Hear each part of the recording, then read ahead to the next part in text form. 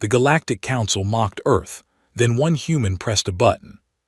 Part 1. The invitation nobody expected. The seat was too tall for me. That was the first thing I noticed when I walked into the assembly chamber of the Meridian Conclave.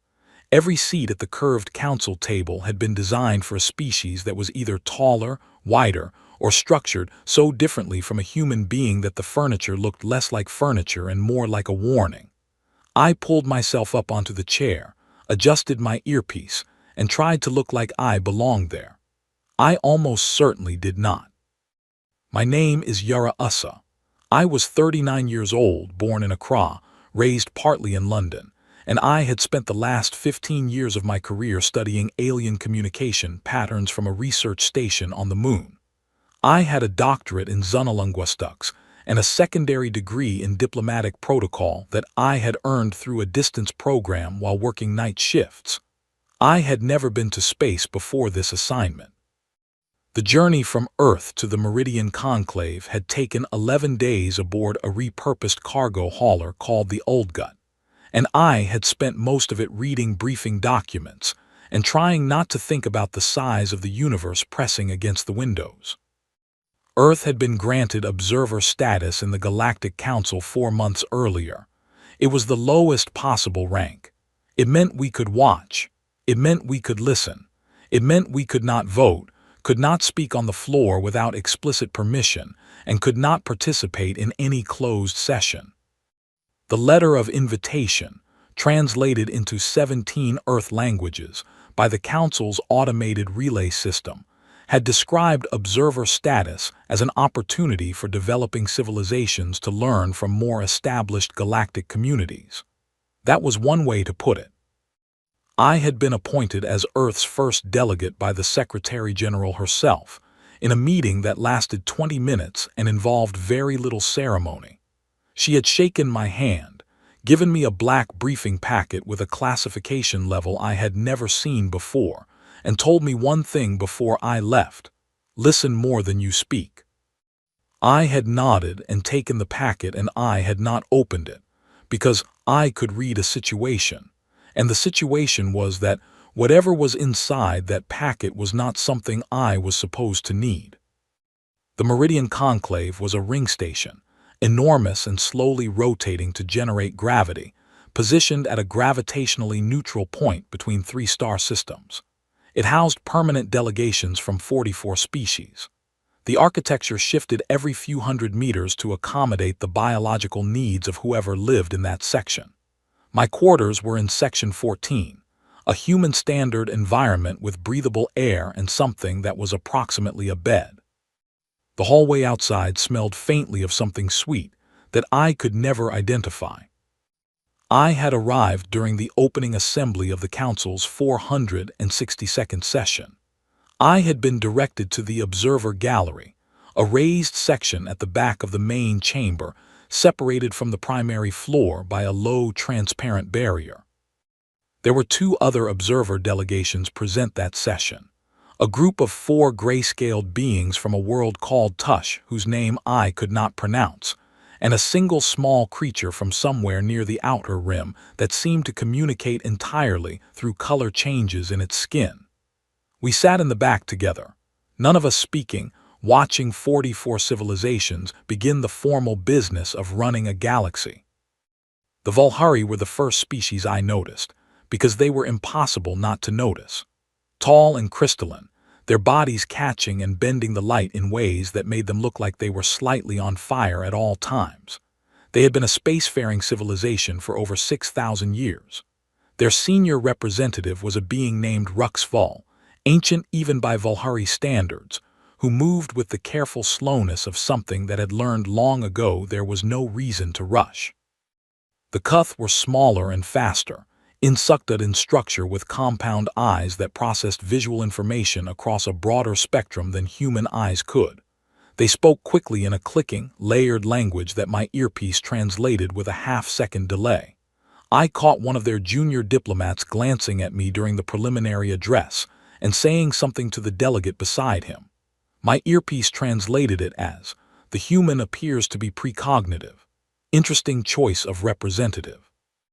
I kept my expression neutral. I had been warned this might happen.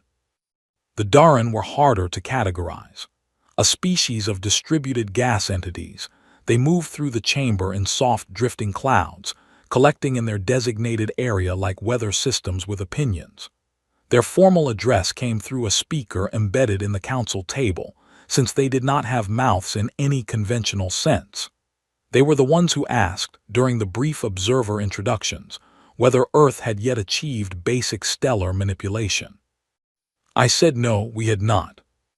There was a sound in the chamber, then, that I can only describe as polite amusement.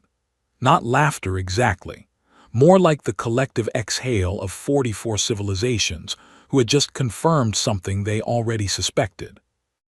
After the session, as the delegates moved toward their respective common areas, Ruxval approached me. He was very tall up close. His crystalline structure caught the light from a different angle at this distance, and I had to work to maintain eye contact, because looking directly at him felt like looking at a refraction rather than a being. He said, "You are Earth's delegate." I said, "I am." He said, "We have observed your world for some time. You are an interesting case." I said, "Thank you." He said it was not a compliment, it was an observation. "You burn, Dr. Ussa. Your civilization burns very quickly and very hot. We have seen that pattern before." I waited. He said, "You are here so that your species may observe how civilizations are meant to operate. We expect nothing more from this visit. We hope it will be educational for you." He moved away before I could respond. I watched him go. I thought about the word educational. I thought about the word expect. That night, I sat in my quarters and pulled out the black briefing packet. I looked at the classification label on the front. I put it back in my bag without opening it. I was not ready yet, but I was starting to understand that I would need to be. The seat was too tall for me, but I was in it, and I was not going anywhere. Part 2: What They Think We Are. The Council's second session began with an administrative dispute about light frequency allocations in a contested star corridor, and lasted 4 hours. I sat in the observer gallery and took notes on a small device that the security protocol required me to declare at entry each morning. The Kuth delegate spent most of the session visibly impatient. The Volhari elder, Ruxval, said almost nothing and somehow still managed to be the most influential presence in the room. I had been on the conclave for 3 weeks when I started to understand the deeper structure of the place. Not the official structure. I had memorized that from the briefing documents on the old gut. I mean the real structure. Who deferred to whom? Which alliances were old and which were manufactured? Which species said one thing in the chamber and arranged different things in the corridors outside? The council had a problem that none of its official documents acknowledged. It had been running for approximately 8,000 years. In that time, it had expanded, codified, regulated, and organized. It had developed procedures for nearly every conceivable scenario. It had, in the process, also stopped changing. The Volhari had not introduced a new piece of legislation in 600 years. The Daran had not altered their core position on any significant issue in over a millennium. The entire institution had the particular quality of something that had been preserved so carefully it had begun to calcify.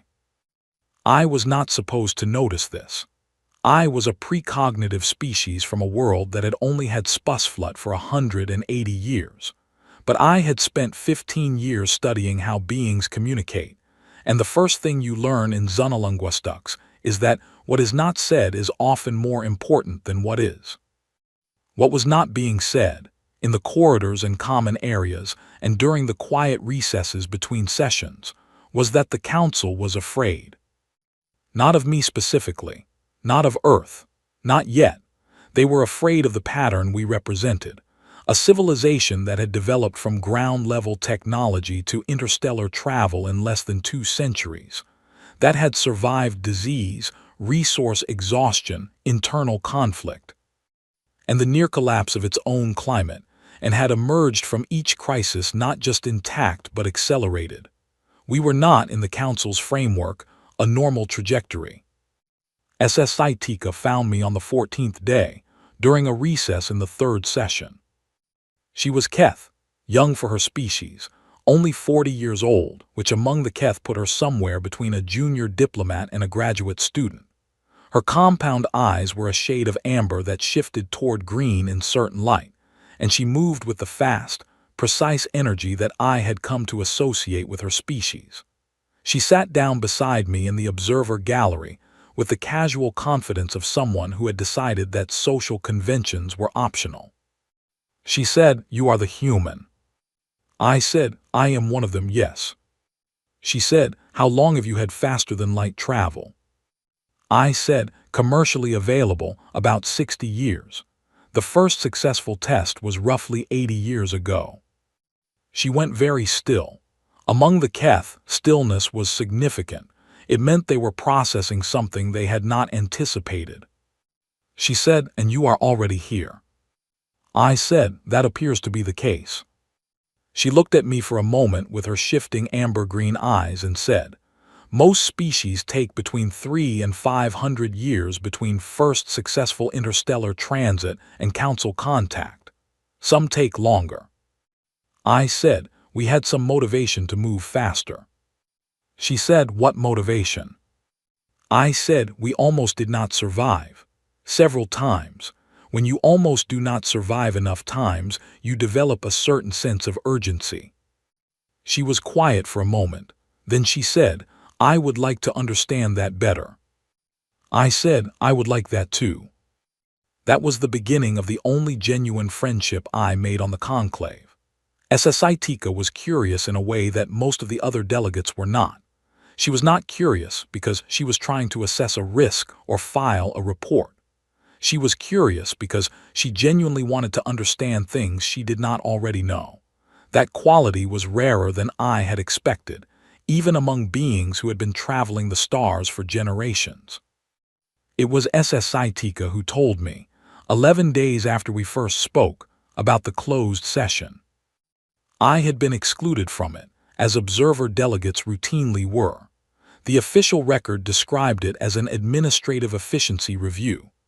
SS Scitica told me, quietly, on the edge of the common area, where the background sound of a dozen alien conversations would make it difficult for anyone to monitor ours specifically, what it had actually been about. It had been a vote on Earth's classification status. The Council maintained a tiered classification system for civilizations at various stages of development. Most of the categories were benign. They affected things like communication protocols and trade access. But Category 3 was different. Category 3 was described in the Council's own documentation as protective developmental guidance for civilizations, demonstrating accelerated or unstable growth patterns. In practice, it meant managed restriction. A Category 3 classification would give the Council the authority to limit what technologies Earth could access, to decide how fast we were allowed to advance, to set boundaries on our expansion, our research, our contact with other species. All of it justified in the Council's language as protection, for us and for everyone else. The vote had passed. I sat with that information for a long time. I did not let my expression change because I was in a public space, and I had enough training to know that my reaction would be observed. But underneath that stillness, something was happening that I can only describe as a cold, clear, absolute refusal. Rixval came to see me the following afternoon. He said the Council had decided to notify me formally as a courtesy, given my observer status. He explained the classification. He used the word protection several times. He said the last species that had developed this rapidly had caused damage across 3 sectors when their civilization collapsed under the weight of its own speed. He said the Council's responsibility was to prevent that kind of outcome. I asked him the name of that species. He said they no longer have a name. That is rather the point. I looked at him. I thought about a lot of things. I thought about what it meant to remove someone's name. I thought about how many times humans had come close to removing their own. I said, "How long before the vote is ratified?" He said, 90 days. I said, "Thank you for telling me." He left. I sent an encrypted transmission to Earth. I was as precise as I knew how to be. I told them what the classification meant. I told them what the timeline was. I told them that the Council did not consider us a threat exactly. It considered us a variable they wanted to control before we became one. The response came back in 6 hours. It was from the Secretary General. It was 4 words. "Open the packet, Yara." I went to my quarters. I took the black briefing packet out of my bag. I cut the seal. I read it from beginning to end without stopping. When I finished, I sat in the narrow chair by the narrow window looking out at the stars, and I did not move for a long time. Then I picked up my notes and started to work. I had 90 days to find a way to change the mind of a council that had not changed its mind about anything significant in 600 years. I had no vote, no formal standing, and no guarantee that anyone would listen to me at all. What I had was everything humans have always had when the odds were completely against us: the absolute inability to accept that the situation could not be changed. That and whatever was in the packet. It turned out to be enough to start. Part 3: The Case for Humanity. I submitted the formal request for a hearing of reconsideration on the 30th day after the vote. The process for submitting such a request was buried in Volume 17 of the Council's Procedural Manual, in a section that had not been cited in any official record for approximately 400 years. It required a formal petition signed by the delegate seeking reconsideration, a statement of grounds, and a declaration that the petitioning party accepted full responsibility for any procedural consequences arising from the request.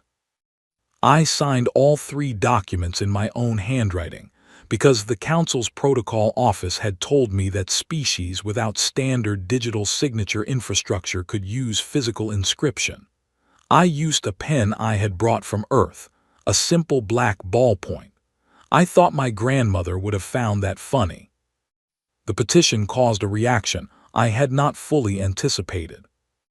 By the following morning, 3 different delegates had requested copies of the filing through official channels, a thing they were permitted to do under public record provisions, but which, according to SSITICA, essentially never happened. A Keth Information Service ran a brief item on it. The Duran released a statement describing the appeal as a notable procedural curiosity. Riksval said nothing, at least not publicly, but I noticed that he watched me more carefully during the next session. The Council granted the hearing. It was scheduled for 30 days out. I was told by the protocol office, in a tone that managed to be professional and condescending at the same time, that no observer petition had ever successfully reversed a Category 3 designation. I thanked them for the information. I had 30 days to build the most important argument in the history of my species. SSITICA helped me, and I want to say clearly that she did so at real cost to herself. There were Keth delegates who noticed the amount of time she was spending with me and made their opinions known. She told me about it once briefly, and then never mentioned it again. She was the kind of person who decided what she thought was right, and then simply continued in that direction regardless of the friction. I found that quality extraordinarily familiar. My argument could not be about military capability. Earth had significant defensive technology, but nothing that would impress a council that had member civilizations operating on stellar scales.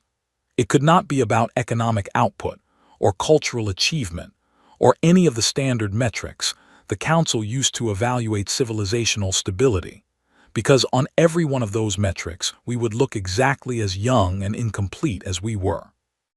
The argument had to be about something the Council was not measuring. I started with the data.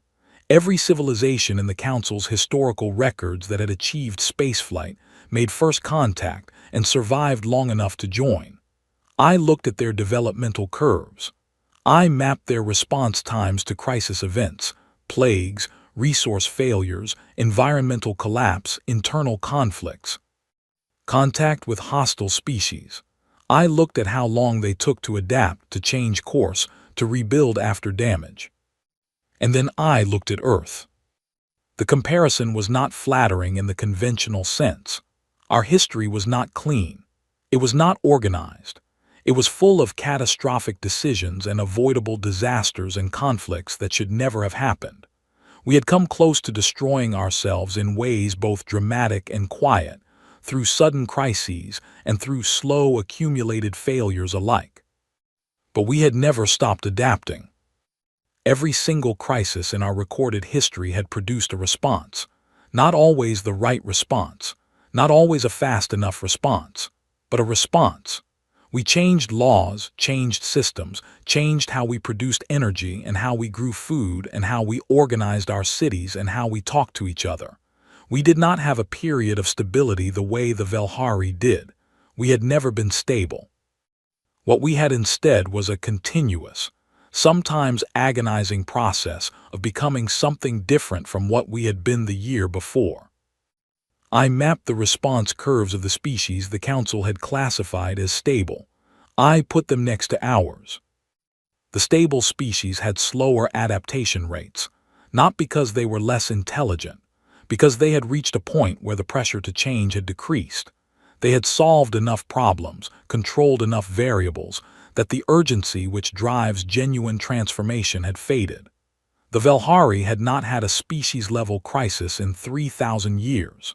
They were, by every conventional measure, enormously successful. They were also, I was increasingly convinced, no longer capable of handling something genuinely new.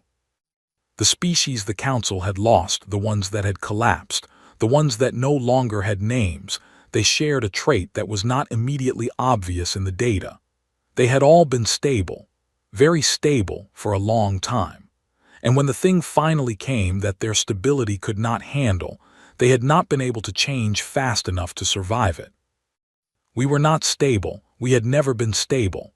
We might from a distance look like chaos, but chaos in a changing universe has a specific advantage over order. It does not need to be surprised to move. I wrote the speech. I rewrote it. I cut sections and added others and read it aloud in my quarters at night with only the distant light of unfamiliar stars coming through the window. I tried to imagine 44 civilizations listening to it. I tried to imagine what would reach them and what would not. Tika listened to an early version and told me it was too academic. She said, "You are explaining humanity to beings who have already decided what humanity is. You need to make them feel something first." I said, "What should they feel?" She thought for a moment. Then she said, "Uncertain. You want them to feel uncertain, because the argument you are making is that they have made a category error, and the only way to receive a category error is to first experience the category not working." I thought about that for a long time. I revised the speech again. There was one night, about 2 weeks before the hearing, when I sat down on the floor of my quarters because I could not manage the chair. Not because I was afraid, exactly. Because the weight of what I was carrying had become suddenly very real. 10 billion people who did not know this was happening. A history that stretched back across thousands of years of survival against things that should have destroyed us. A species that had pulled itself from the bottom of a gravity well with sheer persistence, and was now sitting in a chair designed for a different kind of being at the edge of a galaxy that had already decided what we were. I sat there for a while. I thought about my grandmother, who had grown up during a time when the city she lived in did not have reliable electricity, and who had lived to see the first human step onto another planet. I thought about all the people between her world and mine who had pushed and refused and rebuilt and refused again. The unnamed ones.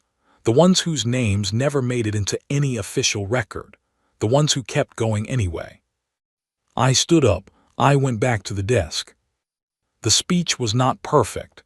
It would never be perfect. But it was true, and it was human, and I was going to stand in front of 44 civilizations and deliver it with everything I had. There was also the matter of the packet. I had read it 3 times now. I understood what it contained. I understood what it meant and what it would cost, and what it could not be used for if I wanted to prove the very thing I was trying to prove. But I also understood, clearly and completely, why it existed. Somewhere on Earth, 22 years ago, a group of people had sat in a room and said, "We do not know what we will find out there, but we will be ready for whatever it is." They had built something quiet and careful and extraordinary, and they had never told anyone about it because that was not the kind of thing you advertised. That was the kind of thing you carried and hoped you never had to show. I was going to show it. Not in the way they might expect, not as a threat, but as a demonstration, as evidence, as the clearest possible proof of the exact argument I was making. I put the device from the packet on the desk in front of me and looked at it for a moment. Then I put it in my coat pocket and went to sleep. The hearing was in 14 days. I was ready. Part 4. One human presses a button. The chamber was the largest I had seen it. Every session I had attended before had used the standard assembly configuration, which held the 44 voting delegations and a handful of observer seats at the back. For the hearing of reconsideration, the configuration had been expanded. Additional seating had been added along the perimeter walls for advisory staff and secondary delegates. The observer section had been enlarged because, apparently, the other observer delegations had requested to attend. The 2 gray-scaled beings from Tesh were there when I arrived. The small color-changing creature from the outer rim had come as well. They nodded at me when I walked in. I nodded back. Tika was in her assigned Keth delegation seat, which placed her in the middle tier of the chamber floor. She did not look at me when I entered. We had agreed the night before that she should not appear connected to my position. She had argued with me about it for 20 minutes. Then she had agreed, because she understood strategy even when it cost her something. I was directed to the presentation position. It was a raised circular platform near the center of the chamber floor, elevated perhaps 60 centimeters above ground level. The podium was designed for a Velhari, tall, angular, clearly not built for a human being. I stood beside it rather than behind it. The earpieces throughout the chamber crackled softly as the translation system synchronized. Rixval called the session to order. He was brief and precise, as he always was. He stated the nature of the proceeding. He noted, for the formal record, that no observer petition had previously succeeded in revering a Category 3 designation. He said this without visible emotion. I thought, watching him, that he was not saying it to discourage me. He was saying it because the record required it, and because he was the kind of being who did not omit things from the record. The floor was given to me. I had 45 minutes. I began without notes. I said, I want to start with something that happened on Earth about 400 years ago. A woman named Eleanor March, who was a physician working during a period of severe resource scarcity, developed a method for filtering contaminated water using materials that could be assembled from garbage. She had no laboratory. She had no funding. The area she was working in had lost most of its infrastructure. She developed the method anyway from first principles, using what was available in the middle of a situation that should have been impossible to solve. Her method is still in use, in modified form today. I paused. I said, I am not telling you that story because it is remarkable. I am telling you because on Earth, it is not remarkable. It is ordinary. Our history is full of people who solved problems that should not have been solvable with the resources that should not have been sufficient under conditions that should not have permitted solutions. This is not a boast.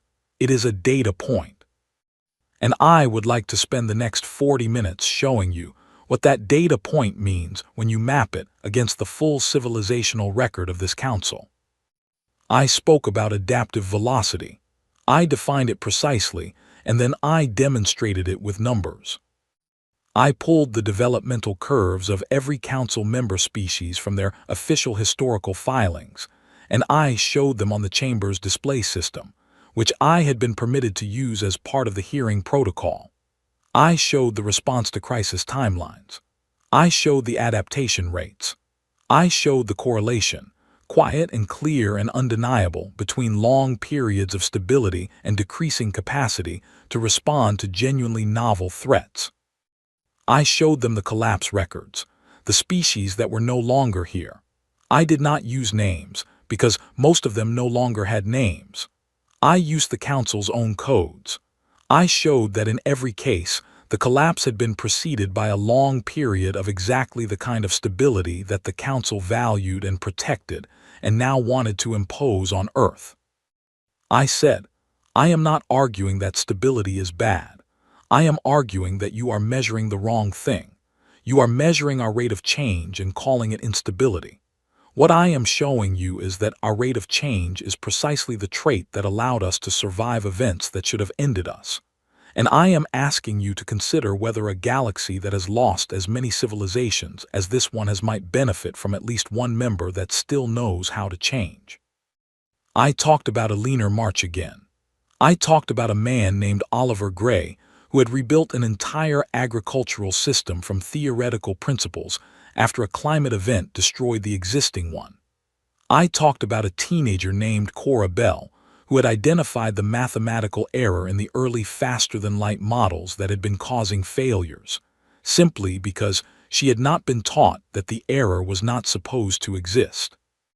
Ordinary people solving impossible problems, not because they were exceptional, because the culture that produced them refused to believe that the problem could not be solved.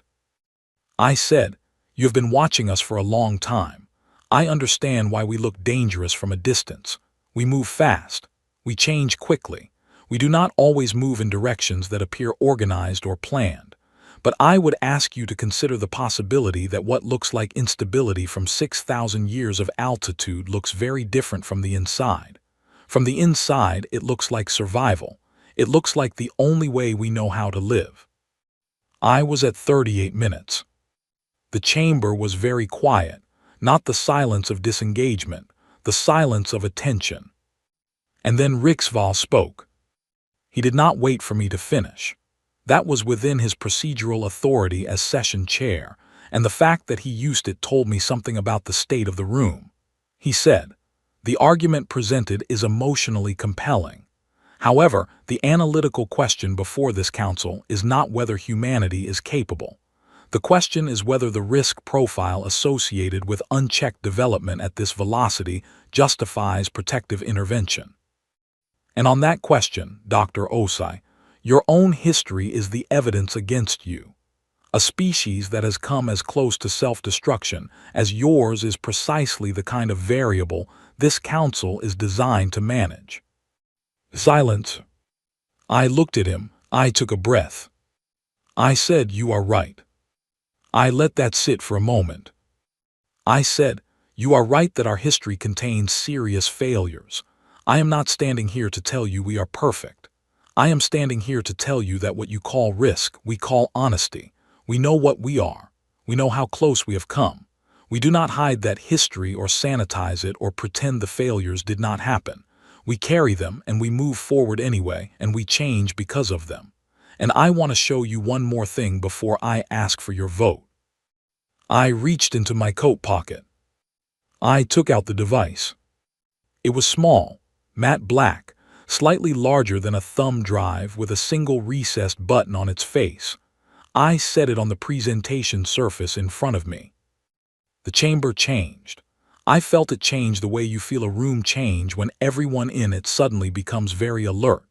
The Keth delegate nearest to the front shifted in his seat. The Durin cloud at the far end of the chamber compressed very slightly, the way they did when processing something unexpected.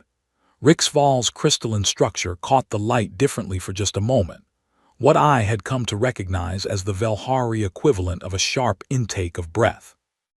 I said, This device, when activated, broadcasts a signal to a network of 17 relay stations currently positioned throughout this sector. Those stations are in standby mode.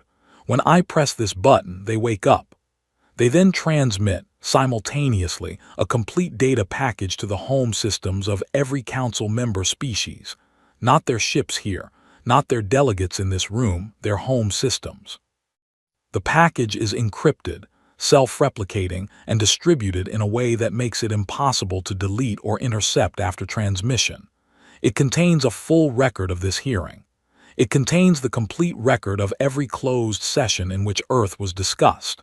Every vote, every plan, every private communication logged through the official council relay system that concerns our classification. Disseminated directly to the populations of every civilization in this sector, outside this council's communication controls, within approximately 4 minutes.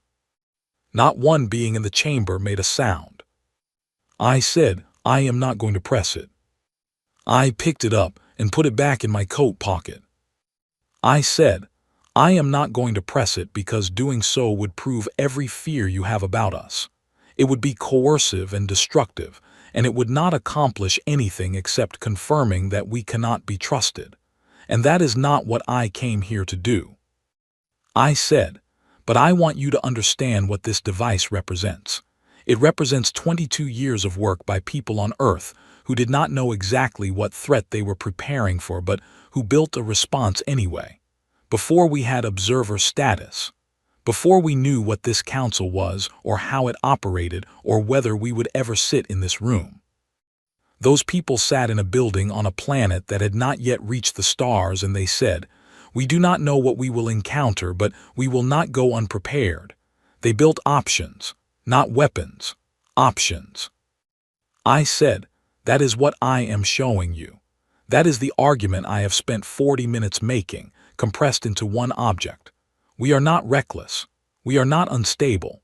We are a species that builds contingencies before it understands the threat, because we have learned the hard way many times over that the worst thing you can be when something new arrives is completely surprised."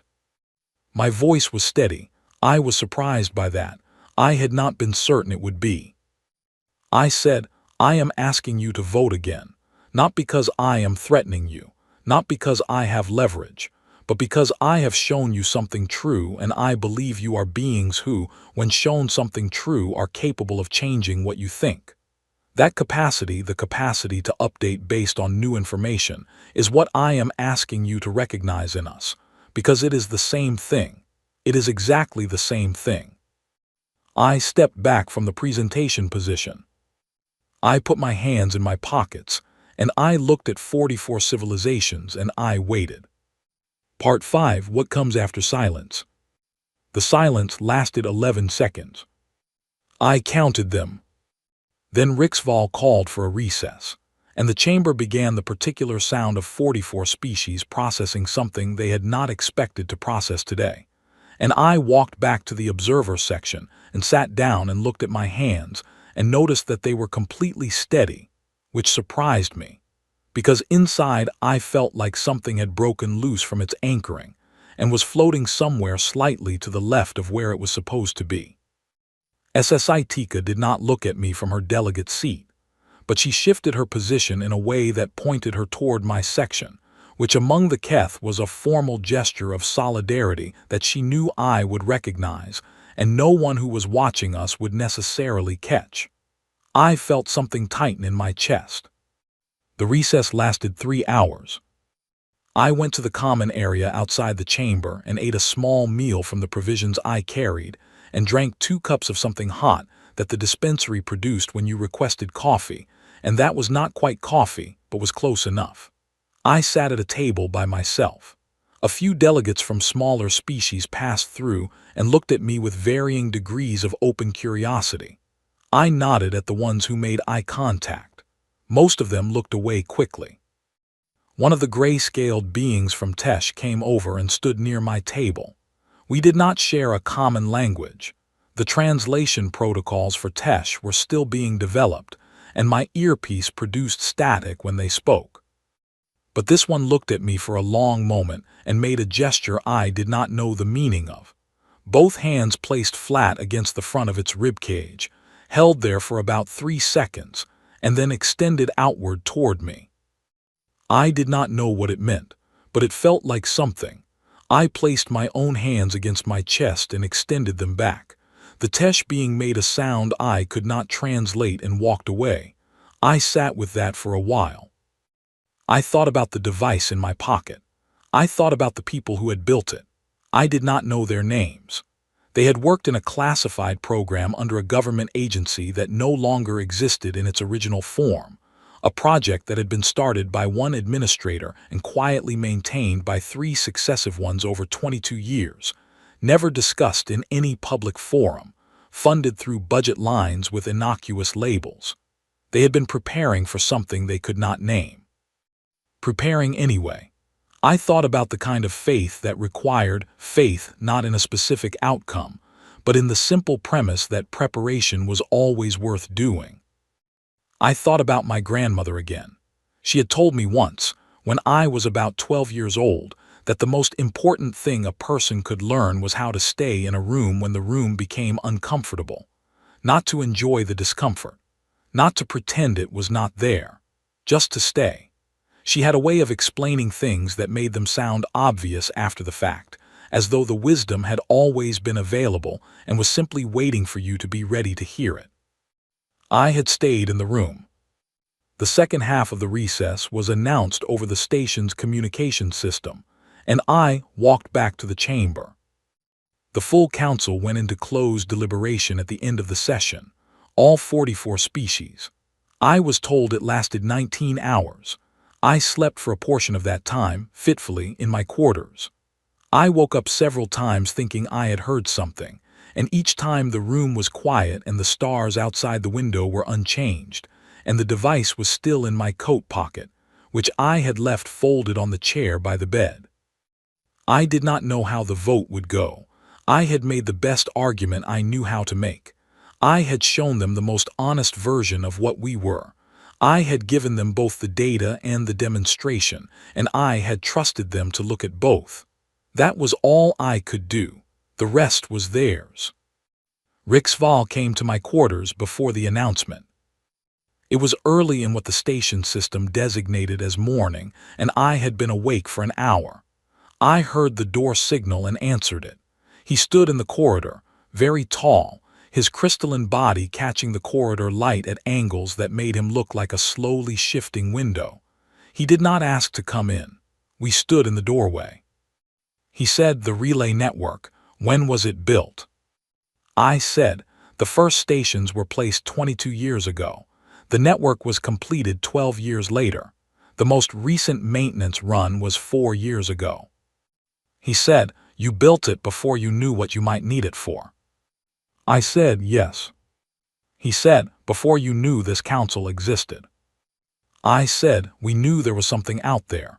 We did not know what shape it would take." He was quiet for a moment. I watched the light move through him. He said, "We have never done that. In 6,000 years of spacefaring history, we have never built a contingency for a threat we could not yet name. We have always waited until we understood the shape of a problem before we addressed it." I said, "We cannot afford to wait." He said, "No, I am beginning to understand that you cannot." Another silence. Something in the light around him changed in a way I had not seen before, something quieter. He said, "The argument you made yesterday is not the argument I expected you to make." I said, "What did you expect?" He said, "Defiance, appeals to sovereignty, emotional statements about the right of species to self-determination. Those arguments have been made before, on various occasions, and they have never succeeded because they are arguments about what a species wants, not about what it is." I said, "We wanted you to understand what we are." He said, "I know, that is what surprised me. There is a difference between wanting to be free of restriction and wanting to be understood. The first is self-interest. The second is something else." He did not say what the second was. I did not ask. I thought I understood. He said, "I cannot tell you the result before it is announced, but I wanted to speak with you before the session." I said, "I appreciate that." He looked at me for a long moment. Then he said, "Your grandmother, the one you mentioned in the speech." I had mentioned her only briefly, in a single sentence near the end. I had not expected anyone to notice. He said, "She sounds like she was a person worth knowing." I said, "She was the best person I have ever known." He nodded, which was not a Velhari gesture, but one he had adopted from years of working with other species, and walked back down the corridor. I closed the door and stood in my quarters for a moment and thought, he is going to vote for us. I did not know why I was certain. I was certain anyway. The announcement came 2 hours later. The Category 3 designation for Earth was suspended, pending a full review of classification criteria to be conducted over the following 18 months. The review would examine not only Earth's case, but the standards by which the Council assessed all developing civilizations. The vote to suspend was 31 in favor, 9 against, 4 abstentions. 31. I read the number 3 times. I sat down on the edge of the bed. I picked up my communication device and held it for a while before I started recording the message for Earth. I did not try to be eloquent. I had used most of my eloquence the day before, and what was left was something simpler and more tired and maybe more honest. I said, "This is Dr. Yara Osai. The Category 3 designation has been suspended. We have 18 months before a full review, and there is a great deal of work to be done before that review happens, and I am not going to pretend that 31-9 is the same as unanimity, because it is not. There are 9 species on this council who are still afraid of us, and that matters, and we should take it seriously." I paused. I said, "But we bought ourselves time, and everything that comes next is going to depend on what we do with it. I wanted you to know that the people who built the relay network, whoever they were, they are the reason we are here. The argument was mine. The preparation was theirs. Please find out their names if you can." I stopped the recording. I looked at the stars. SS Saitika found me an hour later. She came to my quarters and sat beside me, and we were both quiet for a while in the way that people are quiet when something large has just passed through the room, and the air is still settling. She said, "You knew he would vote for you." I said, "I thought he might." She said, "How?" I said, "Because I told him the truth about what we are, including the parts that were not flattering, and because I think he has been waiting for a very long time for something that surprised him." She considered that. Then she said, "The other Keth delegates are calling it a procedural anomaly. They are saying the suspension is temporary and the eventual review will likely reimpose the designation with modifications." I said they might be right. She said, "Does that not concern you?" I said, "It concerns me very much, but I also know that 18 months ago no one on Earth knew this council existed. 12 months ago I had never been in space, and yesterday a human being stood in front of 44 civilizations and the vote was 31-9. Things change. That is what we do." She was quiet for a moment. Then she said, "You know they are all at least a little afraid of you now." I looked at the window, at the stars beyond it, at the vast and indifferent dark that we had pushed ourselves into because we could not stay still and could not stop reaching and could not accept that the distance was too great. I thought about Eleanor March and her water filter. I thought about Oliver Gray rebuilding an agricultural system from first principles. I thought about Cora Bell finding the error that nobody else had known to look for. I thought about the unnamed people in a government building 22 years ago deciding to prepare for something they could not name. I thought about my grandmother placing her hands against her chest in a small house in Accra and telling a 12-year-old girl that the most important thing was to stay in the room. I said, "Good, they should be. Not because we will hurt them, but because we are not going to stop. We have never stopped, and now they know it. The next morning, when I arrived at the chamber for the regular session, something had changed. There was a new seat on the main floor, not in the observer gallery at the back. On the floor itself, along the left perimeter in the section where the smaller member delegation sat. It was a standard human-height chair. Beside it, on a small stand, was Earth's flag, the one I had placed on my lapel every day since arriving. Someone had reproduced it at a larger scale cleanly and positioned it with care. It was not a voting seat. There was a small placard that read Observing Delegate, Earth, Provisional Standing. The word provisional was doing a great deal of work, and I did not pretend otherwise. But it was on the floor. I walked to it. I sat down. The seat was the right height. I looked out at the chamber from a place I had not been permitted to sit before, and the chamber looked different from here. Not smaller, not less intimidating, but different in the particular way that things look different when you are no longer being kept at a distance from them. Tika filed in with the Keth delegation and took her seat. She did not look at me, but I saw the slight shift in her posture that I had learned to read, and I thought, she sees it. Riksval called the session to order. The 462nd session of the Galactic Council continued. I took out my notes. I started writing. We were not done. We were nowhere near done. The review would come, and it would be difficult, and 9 species out of 44 were still hopping. We would be managed and restricted and kept small and careful. The galaxy was larger than I could hold in my mind all at once, and we were still, in the scale of it, very new. But we were in the room.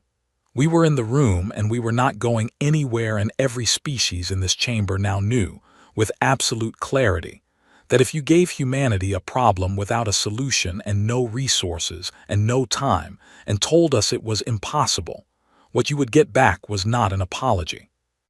What you would get back was a leaner march, inventing a water filter out of garbage. What you would get back was a relay network built 22 years before anyone knew it would be needed. What you would get back was one woman standing at a podium built for a different kind of being, putting a small black device on the surface in front of her, and then putting it back in her pocket.